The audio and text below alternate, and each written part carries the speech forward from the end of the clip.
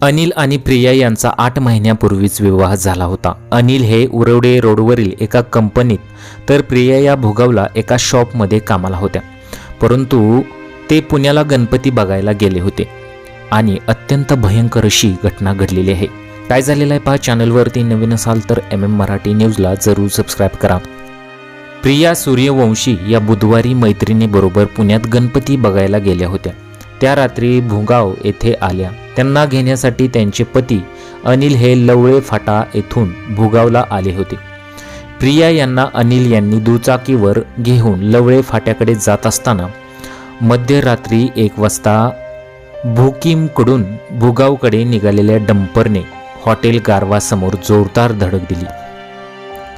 यामध्ये अनिल आणि प्रिया यांच्या डोक्यातून रक्ताचे रस्त्यावरून अक्षरशः पाट वाहत होते। यामध्ये त्यांचा जागेवरच मृत्यू झाला।